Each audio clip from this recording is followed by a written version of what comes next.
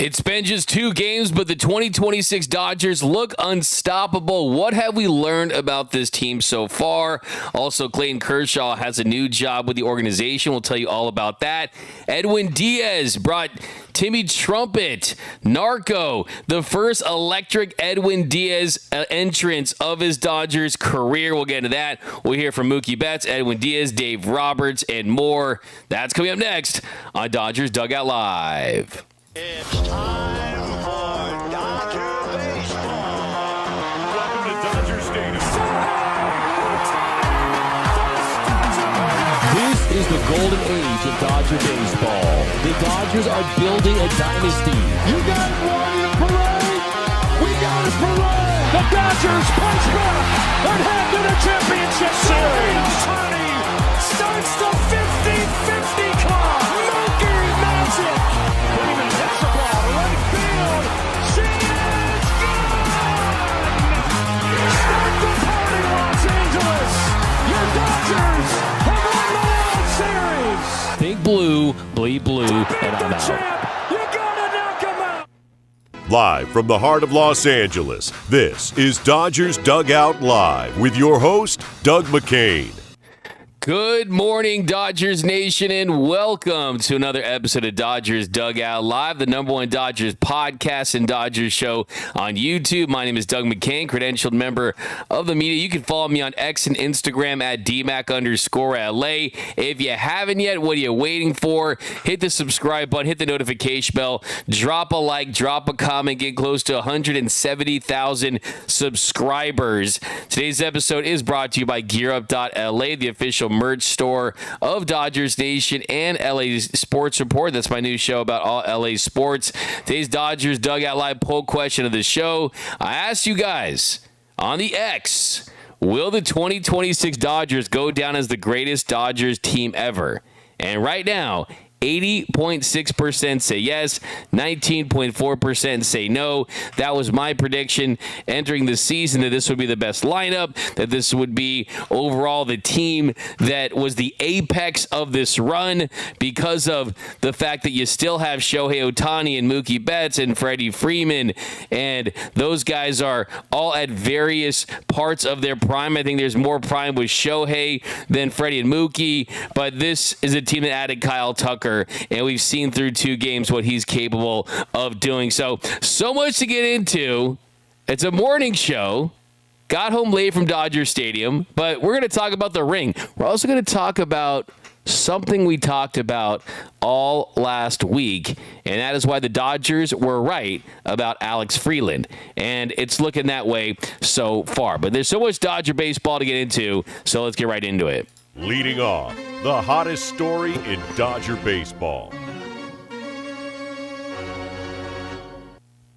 All right, so the hottest story in Dodger baseball is that the Dodgers are 2-0, and the offense looks like the offense that we thought it was going to look like because of how potent they are, because of the talent that they do have. The Dodgers beat the Diamondbacks last night 5-4. Alex Freeland, Mookie Betts hit home runs, and Kyle Tucker gives them a go-ahead single there in the 8th inning to get the win. And it was a night where there was so much emotion, there was so much excitement because of the rings, and we'll talk about the ring in a little bit. I got a chance to see Freddie Freeman's World Series ring up close and personal, so we'll talk about that.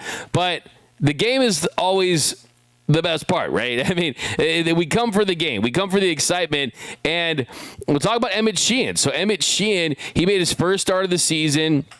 That first inning, he looked really electric. He struck out the first 3 batters that he faced. He struck out the side, and we saw a little bit of Dodgers history where we saw the very first challenge in Dodgers history, and it clipped the top of the zone. The Dodgers won that challenge, and it goes as a strikeout. And I think that is something that we're going to be seeing all season long, is the Dodgers are going to be on the right side of challenges. And it's nice to see the Dodgers getting that first challenge in. This is only going to help a team that is always hitting corners, have played discipline. But here was the very first ABS challenge won by the Dodgers in franchise history? It's going to be the answer to a trivia question one day. Taking a leadership role. Another changeup, and Will Smith's going to challenge the first challenge in Dodger history right here. Strike to catcher's challenges. ABS powered by T-Mobile shows us strike 3. There's a little bit of history for you. 1 for 1. Put it in the home. So there you go. And I love it. I love it just because, one, you get the right call. Two, there's just this excitement in the game within the game where you see that visual and there's no doubt about it. There's no gray area. Either it digitally hit the zone or it missed the zone, and you get this extra reason to cheer. You get this extra level of interest when you're tuning in to see if that was the right call. And clearly it was the right call. So, hey, it's good execution on the tactical element of it, and you got to give this Dodgers team the edge there because we know they're the smartest guys in the room. They're the most talented guys, so ABS is only going to help the Dodgers. So excited to see what at-bats with Freddie Freeland and Mookie Betts and Max Muncy, guys that have really good plate discipline, and also on the pitching side, the hitters and the pitchers that can hit the zone in tight spots. So Emmett Sheehan, he goes out there, and it was Will Smith, by the way, America's catcher, as my friend Jerry Harrison likes to call him. He issued that challenge, and the Dodgers, they win the first ABS in challenge in history for this franchise. And then the Diamondbacks, they started the scoring just like they did yesterday. In the second inning, they got 2 guys on base. Sheehan gave up singles to Gabriel Moreno. He gave a single to Moreno, and then he walked Pavin Smith. And then he struck out Nolan Arenado. He got Carlos Santana to fly out, but then Alec Thomas, he got an RBI double. That scored 2. But there was a fantastic relay there. And one of my bold predictions entering the season was that Kyle Tucker was going to win the Gold Glove in right field, that he was going to finish behind Shohei Ohtani in the MVP race in the National League, and he looks really good in the outfield. And this is a great example because it was a fantastic relay. Kyle Tucker to Alex Freeland. They got Pavin Smith at the dish, so that saved a run. But then Arizona, they were able to get some more runs, and they were able to get that home run from Ketel Marte that allowed them to get that 3-0 lead. It was a fastball in Ketel Marte's nitro zone. He absolutely crushed it. So it wasn't the best outing by Emmett Sheehan by any stretch. After the game, Sheehan talked about finding his timing, and that's what they're looking for in his mechanics. It's the timing of those mechanics and making sure everything is in sync, everything is in line, so then he can use that fastball and that changeup and his mix in the right situations. But they were on the fastball, and I think that's a timing thing too. The fastball is electric, it certainly is, but it is certainly a timing thing. And then Nelson, he was really good. I mean, for a little while there. But then how about this? Alex Freeland, he got one of those runs back with a big bomb to right field, his first home run of the season. And later he hit a double that led to a run as well. And I'm going to just sit here and say that this is his first start of the season in the Dodgers' second game of the season. Alex Freeland, 2 extra base hits, a home run, a double. And I think the takeaway here, 1, spring training stats mean next to nothing. Everyone was screaming and borderline crying and getting emotional when Hae-Sung Kim didn't make the opening day roster, citing his gaudy spring training stats. Look, it's a small sample size. You're not always facing elite pitching or even anything close to that. And Alex Freeland gives them a really good at-bat. And also you saw in those relays there, he was really good too, making strong throws. Defensively, he's got shortstop capabilities, so certainly he's going to be able to play second base at a high level. So guess what? What did I tell you last week? I said, look, if you want to criticize the Dodgers and they're not beyond reproach, certainly we saw last year Michael Conforto and Tanner Scott You complained about them playing them, but guess what? You're not going to have every single player on your roster hot at all times. Michael Conforto had a role just certainly because Kike Hernandez, he was injured for long stretches, and they were looking for someone to fill in that spot. So, look, these guys know what they're doing. And these guys, they see the at-bat quality with Alex Freeland. They want to get Hae-Sung Kim every day at-bats and every day playing time. They want to see him develop that swing and continue to implement and process those swing changes.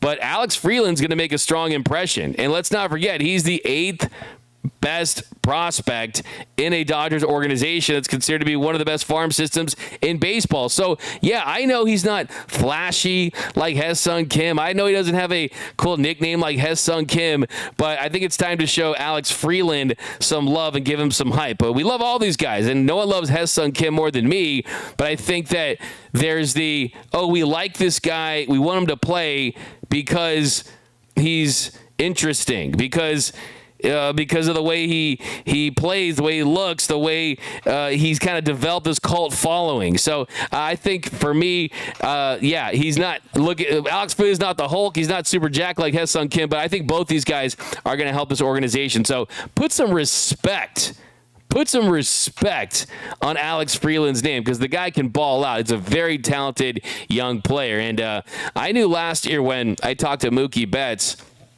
about Alex Freeland, and he couldn't say anything better about the guy. I mean, the guy, he was speaking him up. Mookie took him under his wing and spent a lot of time working with him. So it kind of tells you when someone like Mookie Betts kind of stamps you and wants to put in time to help you develop and transition to the big league level, it tells you that the organization also thinks highly of him, because they're not going to waste their time on players that they don't think are going to be able to help them. And look, here's the thing. Tommy Edman, he's going to be out for some time. Kike is going to be out for some time. Is this just going to be a short stint? We'll see. But the best thing that guys like Alex Freeland and Hae-Sung Kim and Santiago Espinal can do is, one, force the organization to put pressure on everyone as far as, hey, Tommy Edman, yeah, we signed to that contract, but if the at-bats aren't there, if the production's not there, we've got guys behind you that can give us that production. And then also, you want to make them make a tough decision. So that's kind of the goal if you're Alex Freeland, is make the most of this opportunity, impress, and he certainly did that last night. Another thing that was extremely impressive was later, after Alex Freeland had that big swing in the bottom of the third, that solo shot on a four-seam fastball in that 2-2 count, that Mookie Betts, bottom of the third inning, a 2-1 game, and Mookie Betts, after a Shohei Ohtani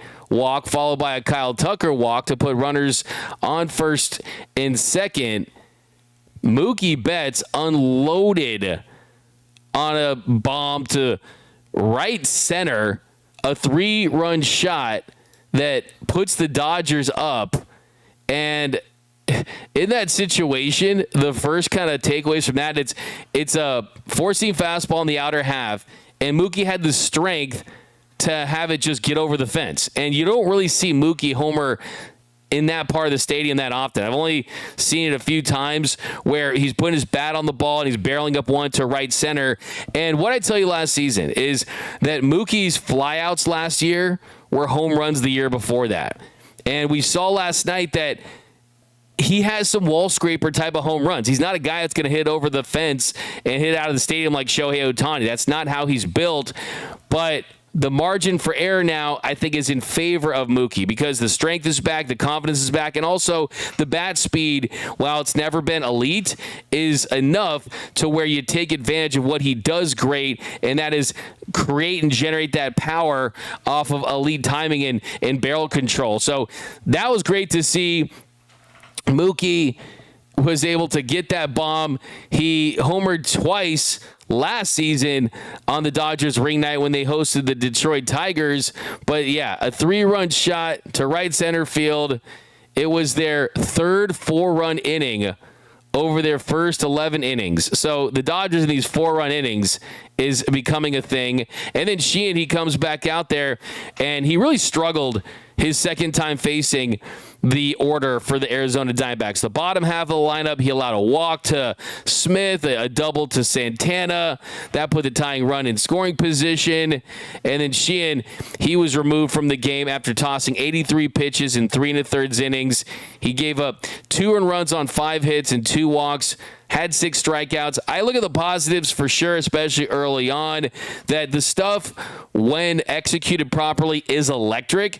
It's just finding a way to be consistent every single pitch and executing every single pitch, because sometimes you look where the catcher's set up, you look at where the pitch ends up, you can see it's just a lack of consistent execution and getting the ball where he wants to get it. And I think that what he said after the game, too, is they're showing him all the video footage of the breakdowns, so they know what the plan is. It's just about, I think, getting the feel and getting comfortable, and I certainly think it's going to come.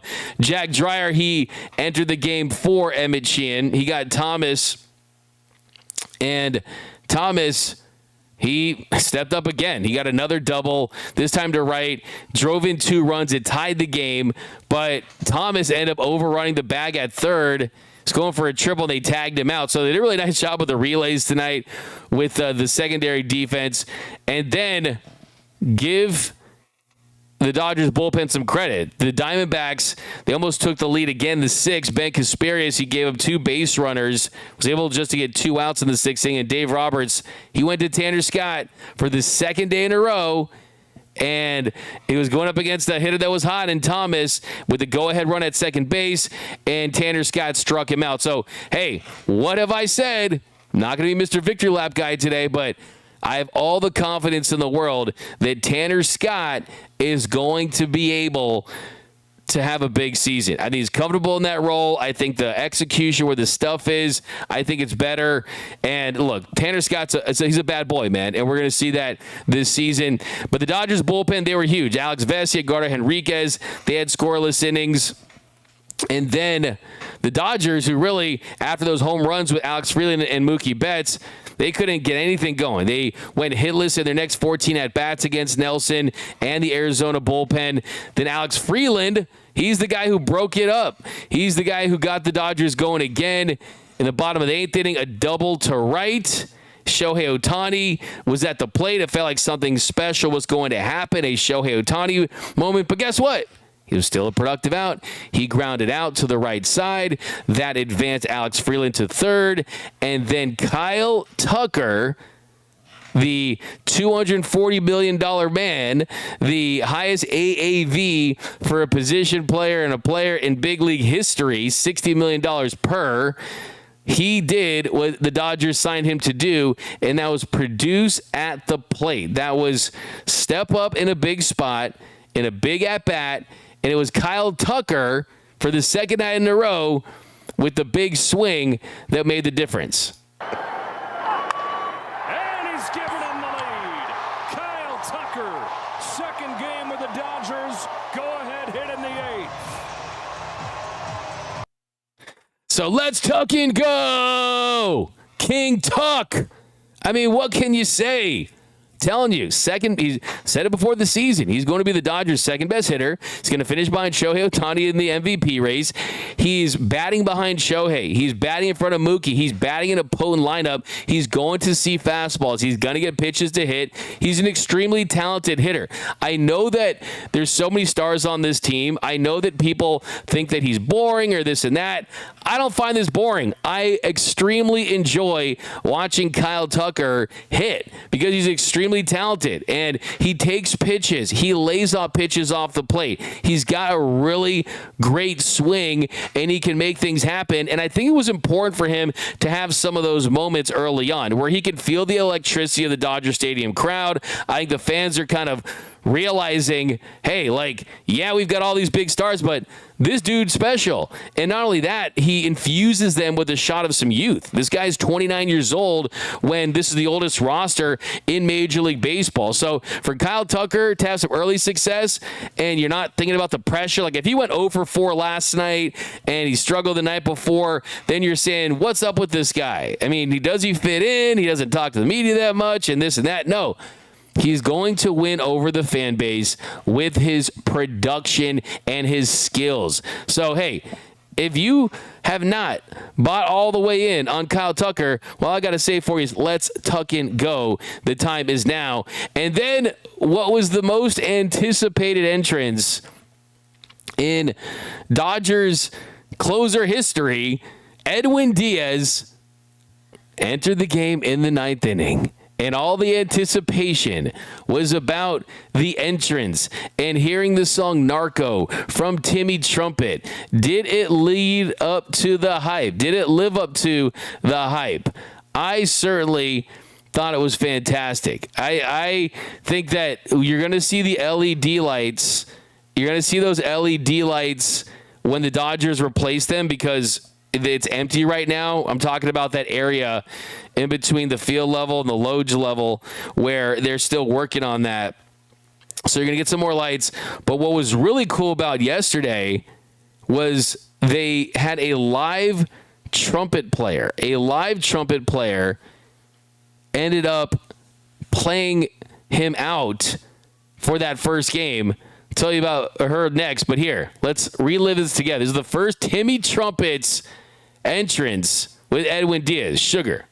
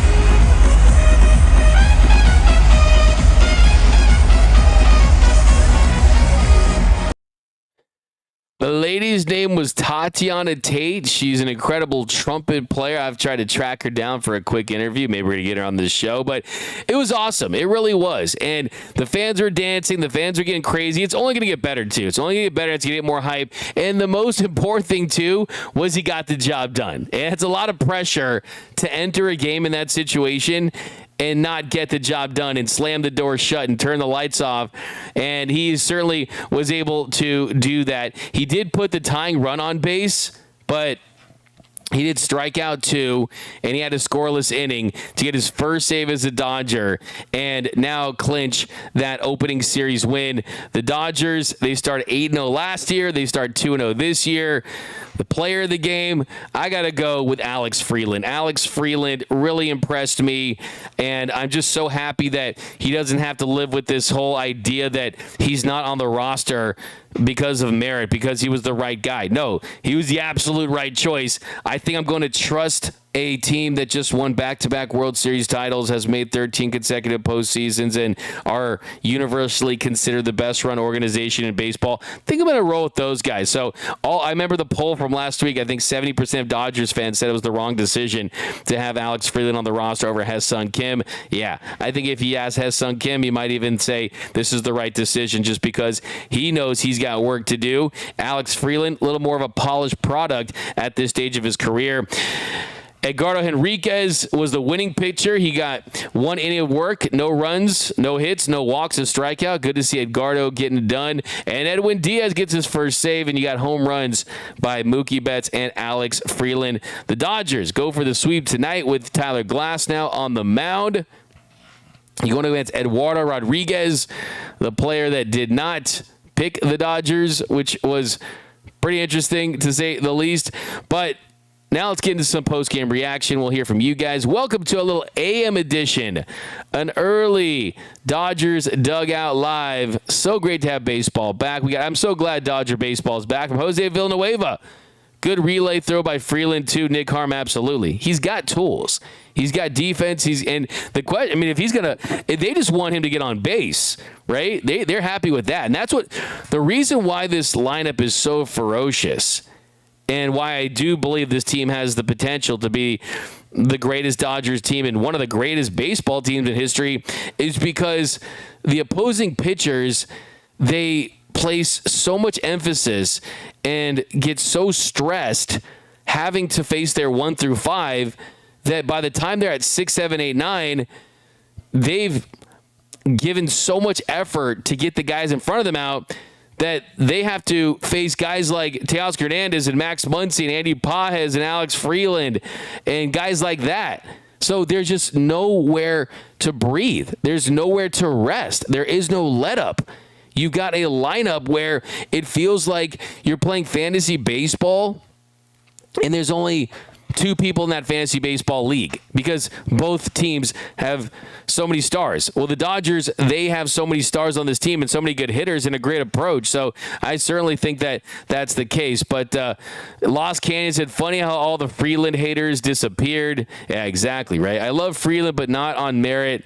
For me, he is in the majors. Well, I couldn't do good. I mean, he proved you wrong last night. I don't know what you're talking about, but last night he was literally the best hitter in a lineup that included Shohei Ohtani, Kyle Tucker, Freddie Freeman, Mookie Betts, and more. So don't know and he played great defense too. So I have absolutely no idea what you're talking about.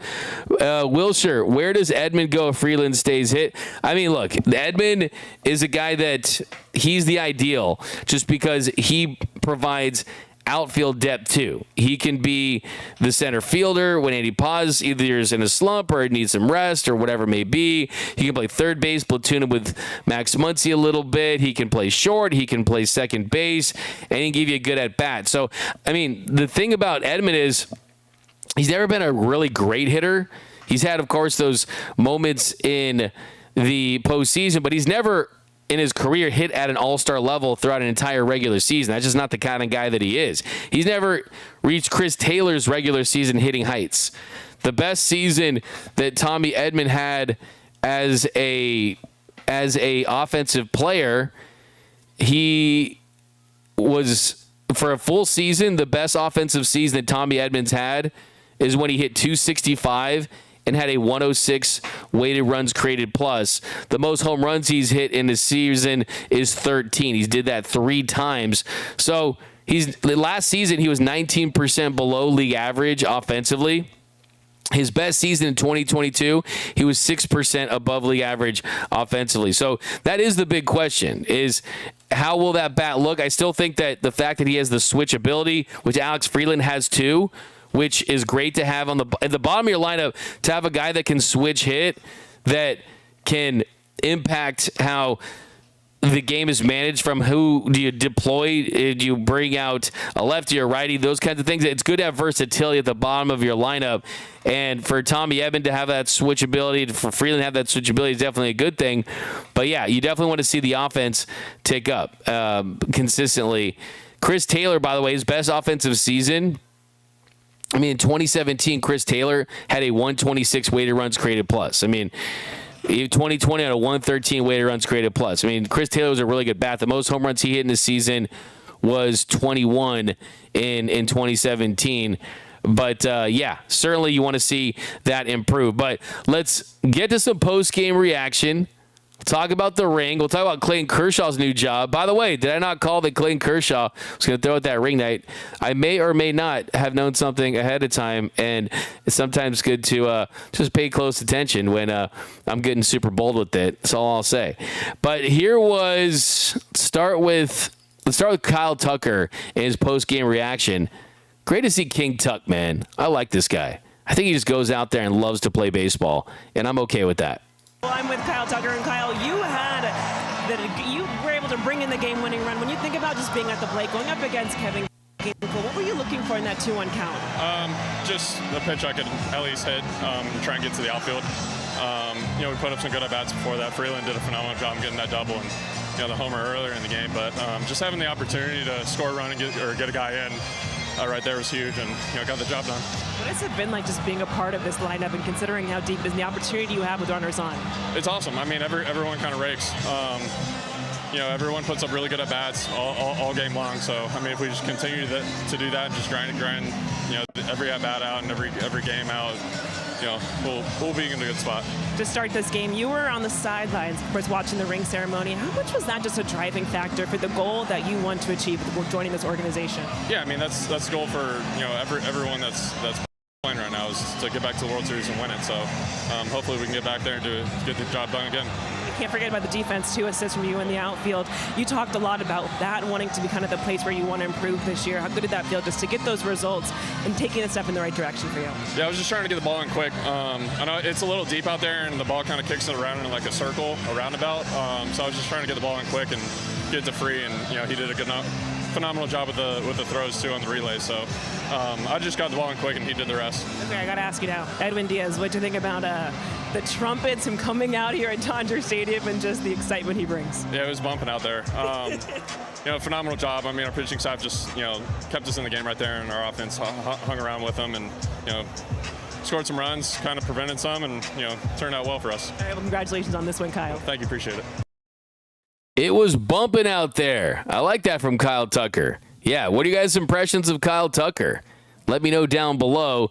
And I think, too, you also saw the ability to steal bases. He had a stolen base last night, too. So defensively, on the base pass, at the plate, Kyle Tucker, 5-tool, right? I mean, he's someone that brings those skills, and we saw that on full display.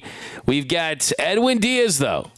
I thought that was just awesome, man. It was great to see Edwin Diaz get that Timmy trumpet, that first entrance, and get the job done. Here was Edwin Diaz from the Dodgers clubhouse. Experience just walking out of the bullpen tonight for you. Was great. Really emotional. My first time pitching with the Dodgers, hearing those trumpets, the vibe from the fans was really good. I did my job, so at the end of the day, it was a good day for us. Did you know that there's going to be live trumpets this time around, or were you surprised by that as well? I was surprised a little bit. I heard a trumpet sounding before I was coming out. I said, no way they got a live trumpet. But it was pretty fun, and I enjoy. I know the fans enjoy it too. You obviously said you came here to sort of win championships. What was it sort of like watching some of the other guys get their rings today? And how much is that something that sort of fuels you a little bit? Was really fun to watch those guys get in the ring. So my goal for this year is being in that moment next year. So I have to put a lot of work together. I want to help this team to win. I know if this team stay healthy, we can do it again. So I'm really happy for them. Oh shit! Sugar, what a fucking English! You played in New York. What was sort of the energy like from the fans, from your perspective tonight? I think about the same. They are New York fans. They are into the games all like today. They always support the team. I feel it today. It's about the same. A lot of fans show up in the games there, and a lot of fans show up today. It was really fun to see. How was pitching on the Dodger Stadium now? It was good. It was really good. I pitched on Monday. I got the chance to pitch. I was really good. I really liked the mound. So today I was more calm, just trying to do my job and enjoy the time there. Edwin, did it feel weird to hear those trumpets in this ballpark and not in New York? Not really, because I'm here. So my goal is help this team to win. I was in New York, but now I'm here, so I'm enjoying the time with this team. We got a really good team, and just now I gotta keep doing my job and hearing the trumpets here in Dodger Stadium now. Edwin, were you more excited or nervous coming in there? I think both. I always get a little bit nervous when I'm coming to the games. But at the end of the day, I was excited too, because it was my first time pitching in Dodgers uniform, and coming one run game was pretty big for me. I want to set it down, second game of the season, help this team to win, get the W, get the save, and keep going. Where did you watch the ring for ceremony? From in here or out there in the dugout? I was a little bit in the dugout, and then I came here to prepare for the game. It was pretty fun, see all those players get the ring, the staff, and everybody. So it was pretty fun to watch. What has stood out to you, Edwin, being here about this team? I think this is a really good team. I think we got a lot of good players here, and like I say, I think if everyone stay healthy, this team had the chance to win the three-peat. So, let's cross the finger to everybody stay healthy, keep winning baseball games like we did today and yesterday, and enjoy the ride. When did you notice that there was a live trumpet player? When I was running into the field, I heard something before, like in the 7th inning, but I thought was maybe one of the fans having it, but it was pretty fun.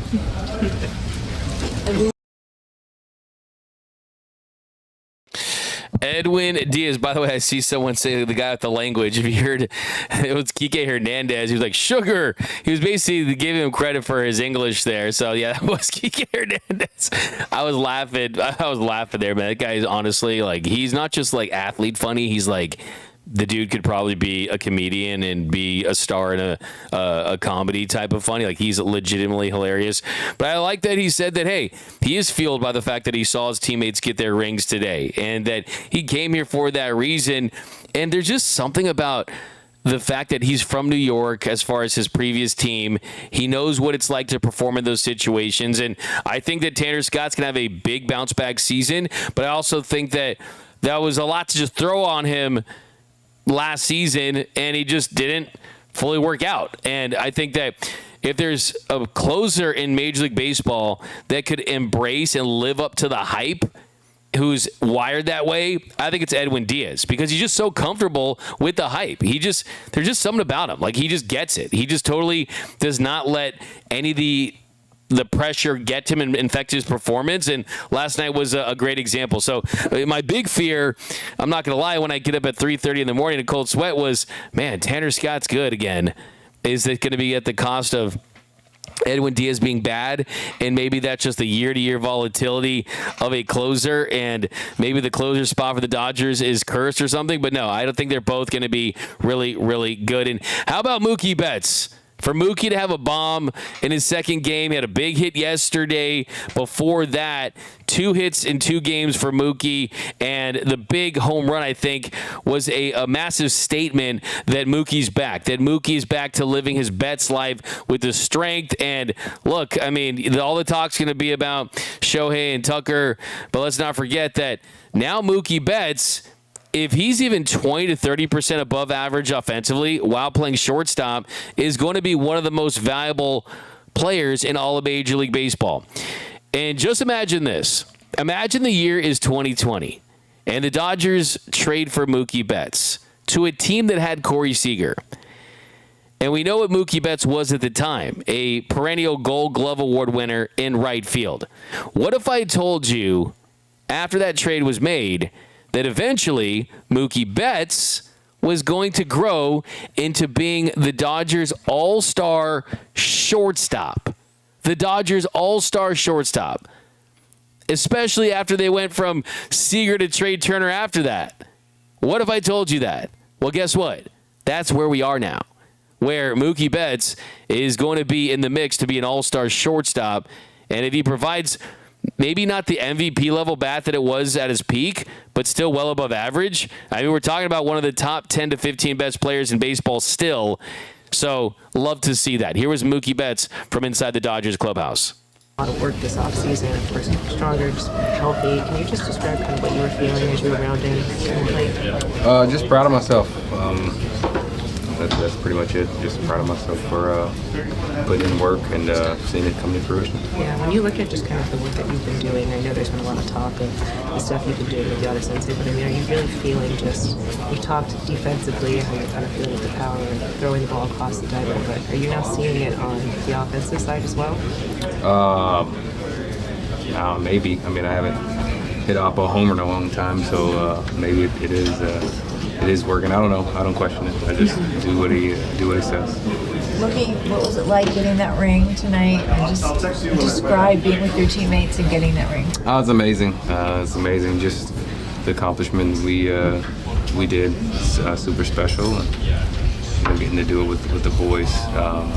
Just knowing what we went through, how long of a grind it is. To come out on top, it's just super special. When you're all standing there together in the back, we watched you all look at the rings. What was the conversations like? Just how cool it is, you know. Some guys first time getting rings, and then for some of us, you know, we have a couple of them, and getting to see the differences and whatnot. But the main thing is just the admiration. Mookie, given the way you've been feeling during the spring, is it important to kind of have like positive results early in the season here? I feel like I did pretty good in spring, so yeah, I think it's good to see it kind of carry through. But I mean, still got a long way to go, and still hasn't really been that good. I mean, got a couple of hits, but there's always there's a lot of room for improvement for sure. Mookie, what's been the hardest or toughest part about just the work you put in that journey this offseason? Just trusting it, just trusting that it's going to show up. You know, you never really know. I mean, you go out there and you play, and you never know what's going to happen. And I think it's just human nature to kind of worry. And that's pretty much it. Just not knowing. Be able to drive the ball off the field with power like that, does that tell you anything just about kind of where your swing is at, where you're able to play? Yeah, we're in a good spot, but you know, I had to find a little more discipline and stop just swinging everything up there. But I mean, you know, you gotta take one step at a time. What do you think about how this game ended? Kyle Tucker coming in, go-ahead run, Edwin Diaz first save. These are guys that you guys brought in to help get that third World Series championship. What have you seen from them with games, regular season starting, that make them the most ideal fit here?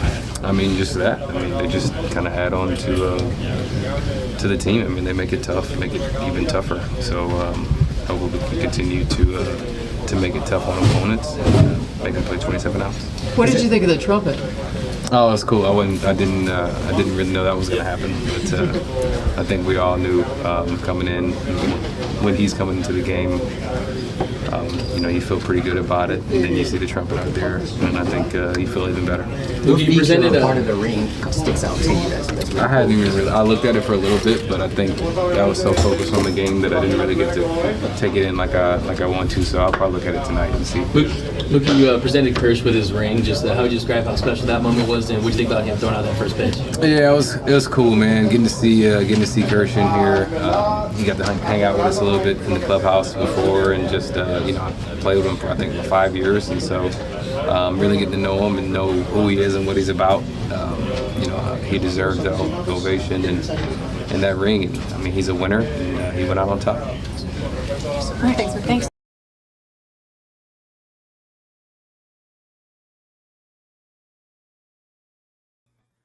There we go, Marcus Lynn Betts. He talked about just kind of looking for that play discipline, and yes, when he's right last season, it wasn't even about chasing. I mean, he's someone that's definitely going to be selective, great pitch recognition, and he said himself, it's just the swing's in a good spot, but this is Mookie. He's always going to never settle and never think that he's where he needs to be. This is why these guys are great. So it is very encouraging, though. It's extremely, extremely encouraging, and I just think that it's not talked about enough. The fact that the guy is literally doing – everyone talks about Shohei doing something that's never been done, and yes, it's not to that level where he's pitching and hitting, but for a guy that is north of 30 years old to – go and play shortstop and do it at a top 3 level for the first time after being a 6-time Gold Glove Award winner, that's incredible. I mean, the only guy who's had the Gold Gloves at multiple positions was Darren Erstad, and that happened in early 2000s. So Mookie really has a chance to do something that is incredibly rare,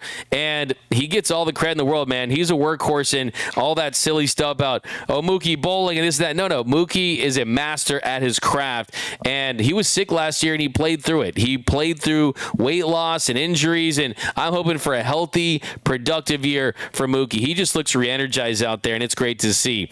All right, let's hear from Dave Robertson. We'll get to your comments, too. I see you guys read a couple here. We got Cesar. Freeman has been good. He's been hitting the ball. He's missed a couple. Freddie has been just this close. A couple end-of-the-bat shots that could have been home runs. So Freddie's fine.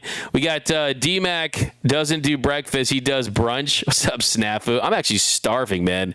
I had a little torta this last night, but I'm pretty hungry. R. Carino, D-Mac, what's up? We got Mr. Classic. D-Mac, get some brunch ASAP. You look malnourished. Okay, all right. What's your guys' go-to breakfast? What everyone have for breakfast today? I have not eaten anything yet. What do you guys crush? What's your favorite cereal? How about that? Give me my top 3. I get a lot of heat for this. My top 3 cereals, though. Frosted Mini Wheats, number 1. I know, but it makes the milk taste good. I like you get some fiber, you get some cinnamon. Frosted Mini Wheats is my numero uno. Number 2, Cinnamon Toast Crunch. Number 3, either OG Raisin Bran or Raisin Bran Crunch. That's the big 3. That is the big 3. I think maybe if you want to throw a fourth one in there, you could do some Reese's Puffs, maybe. But honestly, that's my big 3. Frosted Mini Wheats, Cinnamon Toast Crunch, Raisin Bran, either original or Raisin Bran Crunch. I will take both, but I love Raisin Bran Crunch too. I haven't had cereal in a long time, but those would be my big 3. All right, the trolls have disappeared on Freeland.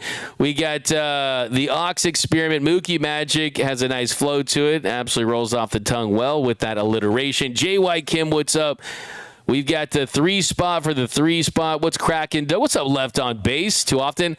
First of all, your YouTube name always catches my eye. I'm a big Seinfeld fan. I see your George Costanza when he was there with Bernie Williams and Derek Jeter taking batting practice.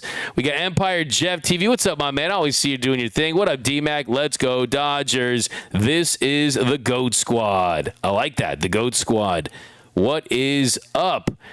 We've got, we're proud of you, Mookie. I love to see that. We got some more. All right, we got, let's see here. You guys firing away. I like it. Is Mookie, what is up? Our Korea D-Mac, let's get some brunch. Okay.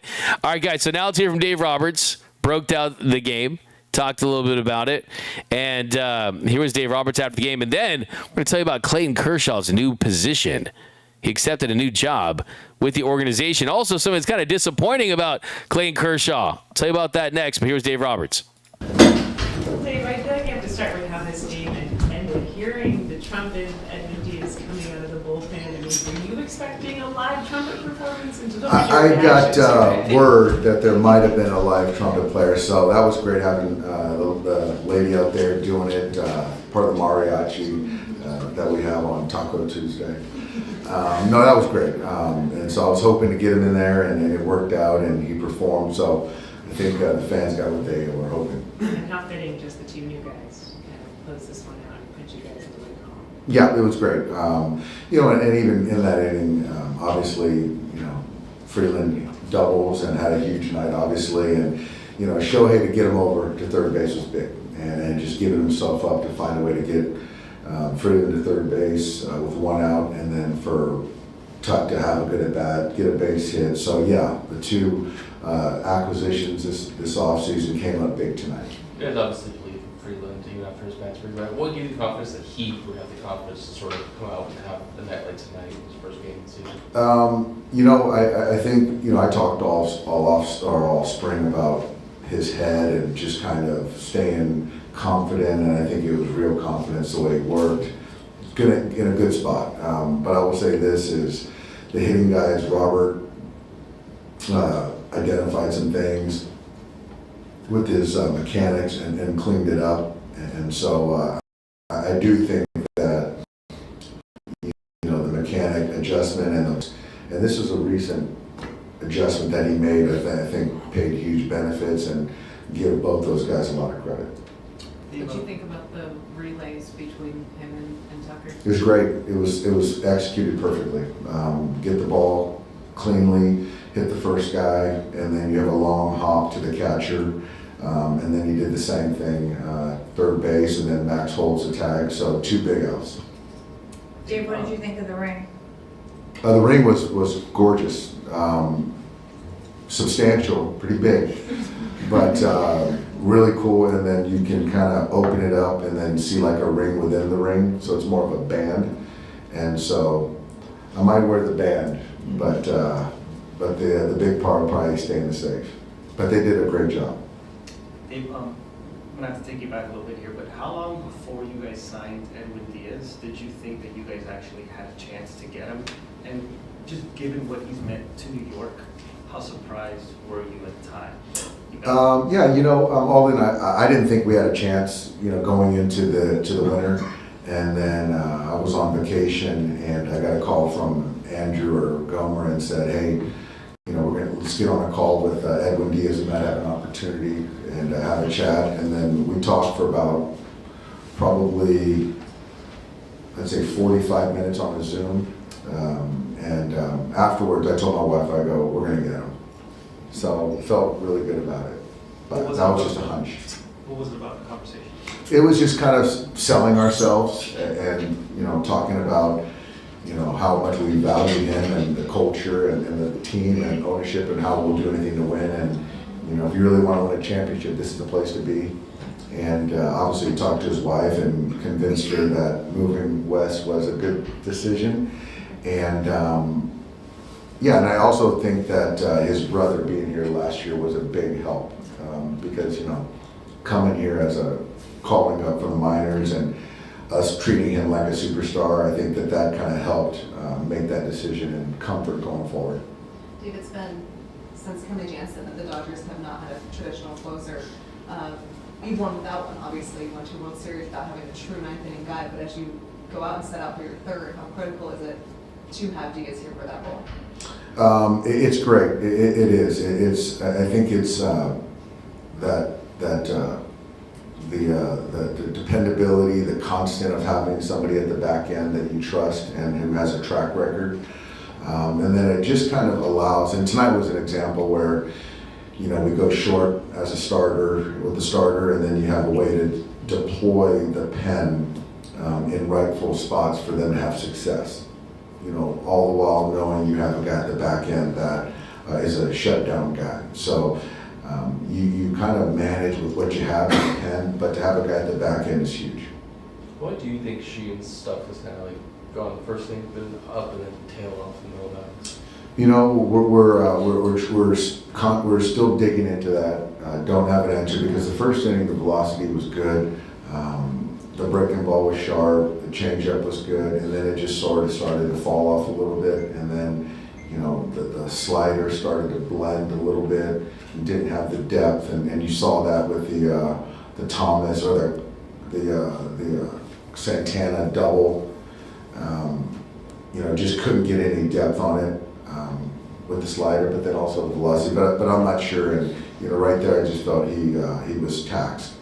Are you able to say, but is it able to rule out anything physical there? That he's not able to hold his stuff? I don't know. Our staff has talked to Emmett, and he says he feels good, he feels strong.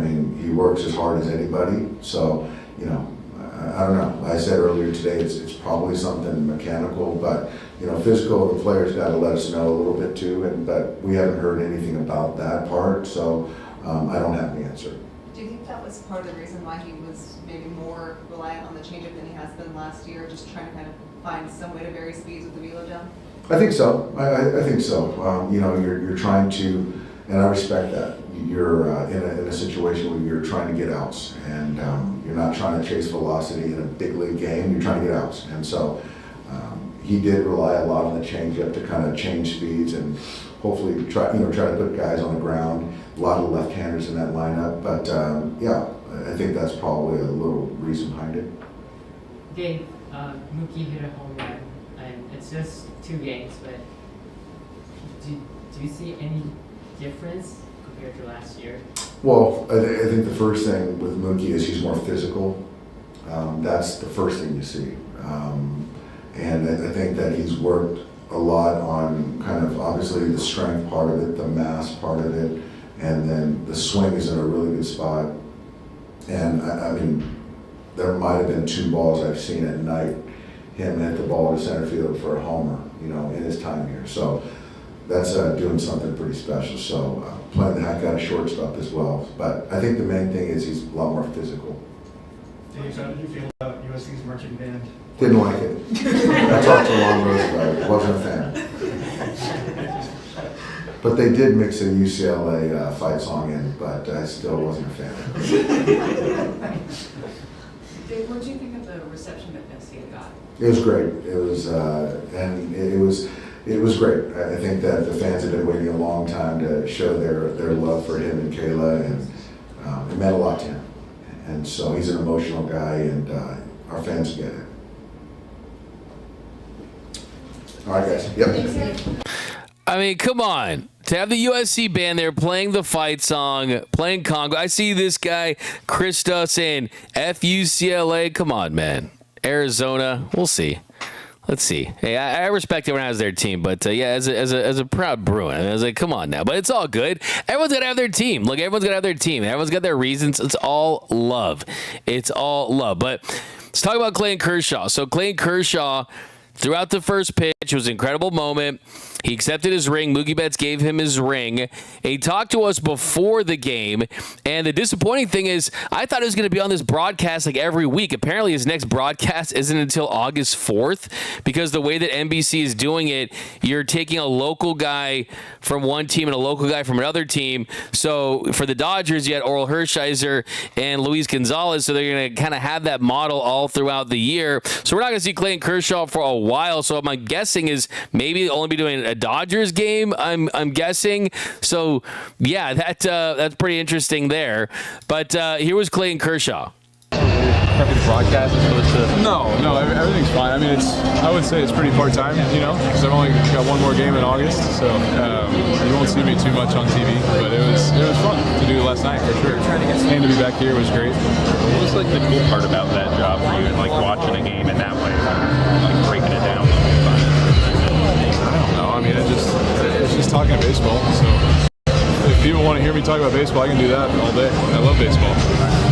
I know Andrew's talked about like leaving the door open, having a job here. Is that something that you sort of thought about any further? Or I think I'll be involved somehow. Yeah, I think I'll be involved. Probably not like physically here in LA, but definitely I'm sure I'll watch games, and I still want to be a part of the Dodgers.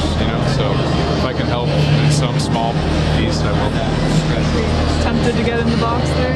No, I have no interest in playing, but I like being around everybody, so it's fun. What do you anticipate tonight being like for you? I'm excited. Yeah, I mean, that's why we play is to win some of these rings. So I've heard the ring's pretty over the top. I haven't seen it yet, so I'm just really excited. And anytime you get to celebrate one more time with your teammates, it's pretty special. And I know they got to move on to this season, but I don't have to. So I'm just going to keep relishing in it. It'll be great. You grilled Dave in your production meeting yesterday. I know that was weird. That was weird sitting with everybody. But I guess it's just kind of part of that gig. Yeah, you come out and talk about being excited. You look up and here all of us are excited to see you. You guys aren't sick of me yet? Yeah. No, not at all. The ring. What does it just commemorate for you? Well, for me, it's just a great ending to my career. So I just couldn't have scripted it any better, and it was great. Dave said that he never really looks at his rings. Do you look at the World Series? No, I mean, I think when you're in it, like Doc is, and all these guys, they're trying to do something this year. So, but I've always said at the end of your career, you got to reflect. So maybe I'll just start looking at them. I guess I don't think I'll really wear them out too much, but maybe just I don't know. Yeah, look at them. I guess I don't know. What's the best part about retirement? There's a freedom with retirement. If you don't want to work out, you don't have to. If your back hurts, it doesn't matter. If your arm hurts, it doesn't matter. So. You get to see a lot more stuff, be around for everything. So there's a lot of great parts. It doesn't take away from how special playing this game is, but there's a lot of really awesome starts about being home and being done. What has the no plan look like for you? I mean, I've been busy. They made me, the WBC, I had to play catch a little bit, so I was doing that, and we had spring break and all that. So I don't feel like retirement's really started yet. Now that the season started and I'm going to go home after this, that this next week will probably feel like a normal retirement week, and I'll let you know. What's your level of missing the game? I don't miss the game at all. I just miss the people. Yeah, I love watching, and I just know I can't play it anymore. So I'm at peace with that. But I miss this. I miss the stadium. I wouldn't say it's hard to be here, but you remember what you're missing. Which is challenging for sure. There's a lot of possibility involved in some aspects. Is there anything part of the game that kind of falls out most of the You cut it off? That's one, guys. Thank you. Is there any part of it that kind of falls out more to you, like just being around guys, coaching at all? Or I'm not coaching. On the air? No, I'm not coaching. I'm going to watch, and I really don't know much more after that. We'll see. Thank you. So So there you hear it. Clayton Kershaw saying doesn't miss the game, but he does miss the stadium, and it being at Dodger Stadium is a reminder of what's so special about it. He looks like he's comfortable and happy in retirement. Man, it feels weird to see him so clean shaven, the haircut, the no Dodgers gear. I mean, just time flies, man. It really, really does. But I'm glad to see that he's happy. And it was reported right after that by Fabian Ardaya, my guy Fabian Ardaya from my show, The Dodgers Collective with Jerry Harrison Jr., that he tweeted, Clayton Kershaw has officially been brought on as a Dodgers special assistant. What that means going forward is fluid, but the organization obviously wasn't shy.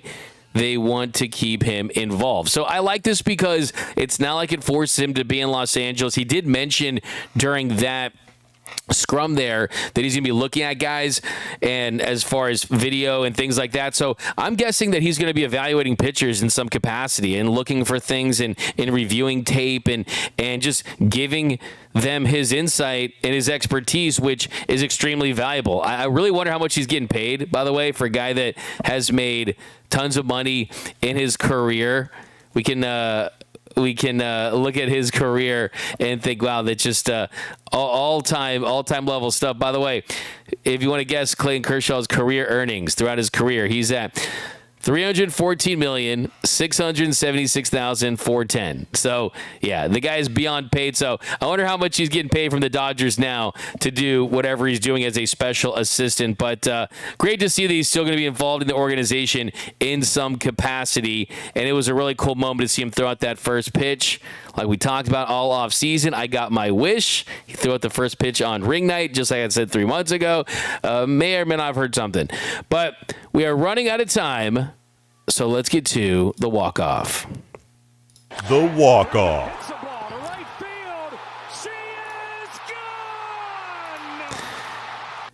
All right, today for the walk-off, let's talk about this World Series ring. So I got a chance to be up close and personal with the ring. That is Freddie Freeman's ring. They had one up in the press box that we got to check out, and they sent out a little press release there. The ring where it's shining, man. It's blinging. And some details of the ring is it was created by the Champions Collective. The 14-karat yellow gold ring features a ring within a ring design.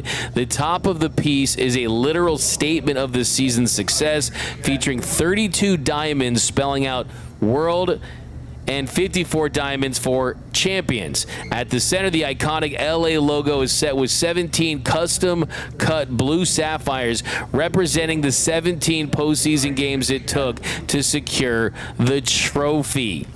I think the coolest part is the hidden detail. Behind the ring top, a small glass window reveals genuine dirt gathered from around home plate during Game 7 of the World Series. It is a literal piece of the ground where the title was won, encased alongside engravings of the two commissioners' trophies to mark the back-to-back achievements. So a really incredible ring. You got a ring that has a band that you could wear if you don't want to wear the whole thing. I like how they have the diamond that represents the baseball and the Dodgers logo there, but the dirt from Game 7 is incredible. They did an unbelievable job, and it was wild that, how about this, Jeff Hoffman, he blew a save for the Blue Jays right as Miguel Rojas was getting his World Series ring. How can you make that up? That's insane that Jeff Hoffman, who gave up the home run to Miguel Rojas, ends up giving up that bomb at the same time. And we also saw the Blue Jays, their banner that they hung up. Did you guys see that? But the Blue Jays, they revealed a new banner at Rogers Center. And this new banner is pretty interesting. It's a banner where they're celebrating. They're not winning the World Series, but hey, you got to love your accomplishments. You gotta love your accomplishments, and you got to celebrate yourself. But the Blue Jays' new banner is definitely not the one they wanted. The Blue Jays' new banner, it says 2025 American League East Champs, ALCS champs. The Blue Jays hung a banner for winning the AL East in the ALCS. And there's a shot of George Springer and Vladdy, and they don't look too thrilled about this. On the same day, I thought it was like an MLB on Fax type of thing, right? But you know how it is in LA, in the city of champions. We got to only hang championship banners. I mean, at that point, they should just hang a banner saying the 2025 Blue Jays, the almost beat the Dodgers banner, or the we were the better team banner, as the Blue Jays analysts were saying. So, yeah, hey, might as well keep going with it.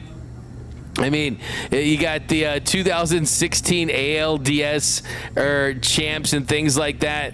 Hey, the better team won the World Series champs.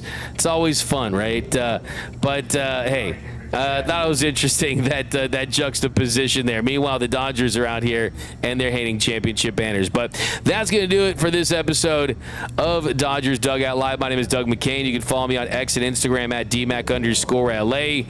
And until next time, remember that nothing brings us together quite like Dodger baseball. Until next time, think blue, bleed blue. I'm out. Start the party, Los Angeles! Your Dodgers have won the World Series!